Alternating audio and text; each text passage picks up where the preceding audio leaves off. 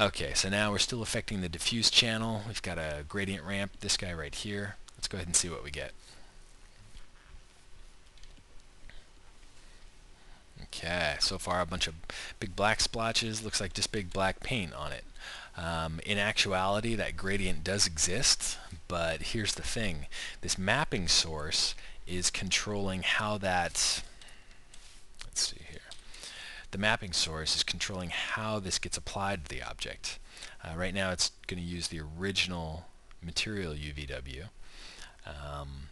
What we actually want is, because this is a procedural material, we're going to go ahead and change the type.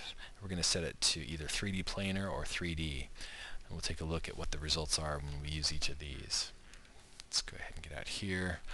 Okay, so now we get those nice nice actual little circles showing up. And let's also go ahead, let's render, and then we're going to switch to the 3D method, and we'll see the difference there. Not a whole lot of difference in this case. The help file does a good job of describing exactly how these get applied. Basically, 3D planar is going to look at where the particle hits the surface, and it's going to kind of project the texture map on there using the surface normal as well. Whereas 3D only works with procedurals. It'll have no effect on if we use a bitmap. And what it does is it places that procedural at that location. Okay. We've also got this ignore material ID switch.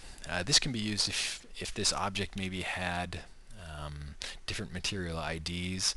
We might see some problems where the material, these texture markings would like cut off at certain points where the material ID boundaries are. So if you turn this on, then these guys will always cross those material IDs and paint everything. Again, that's only useful if your target object has multiple material IDs. We'll go ahead and just turn that off for now. Next up, we've got Falloff blend. Falloff blend has to do with how these markings are blended or faded out around the edge. Let's go ahead and start off with none, just because that's a good way to actually see what's really happening.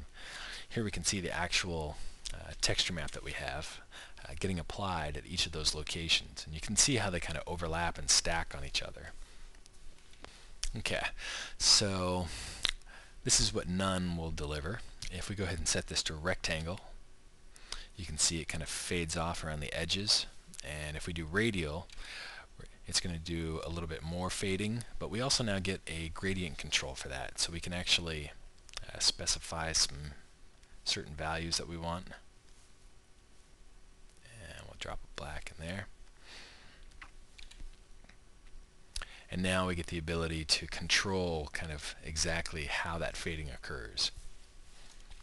There's a couple options we can look at in a second. What we want to look at just right now is collision settings. Right now these particles are actually colliding against the surface normals, so it's colliding against the front of the face, which is expected.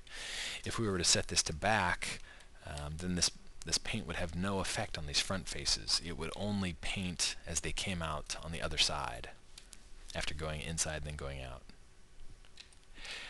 Then of course there's also the two-sided collision method, which would paint both on this side and on this side. And then as well there's also a collision offset. Right now it's set to none, so it actually detects when the particle hits the actual surface. We can detect particle size, or we can actually use just a value, indiscriminate value, to detect if is this particle this far away from hitting that surface. Okay, so those are kind of the basic parameters. Let's go ahead and we want to look at doing something a little more interesting and exploring some of this fall-off blend stuff. Let's see where we're at. We're a little too close. Okay, let's go ahead and switch back to fall-off blend none.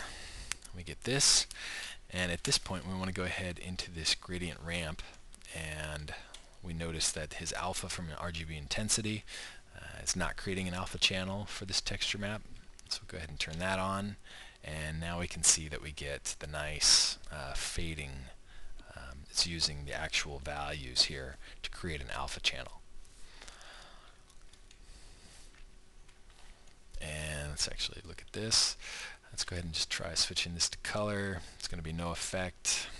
Unfortunately, this TP text map in this pre-release build has not been documented, so it takes a little experimenting. One of the things that we want to do is we actually want to show how you can use, before we do that, let's take a look. We can add more texture maps in here, and we can create a whole list. We're going to go ahead and add, let's add a cellular 2D, or a cellular. Let's add an electric, and let's finally add, we'll save the bitmap for last. So we've got 3 maps here. What will happen is, as each particle hits, it's going to go ahead and cycle through each one of these maps and apply it. So now we're going to get quite a bit of variation. Clearly some of these need to be modified. I think probably the sizes are a little too large. Okay, much better. Not exactly artistic, but you can see what's happening is it's cycling through those.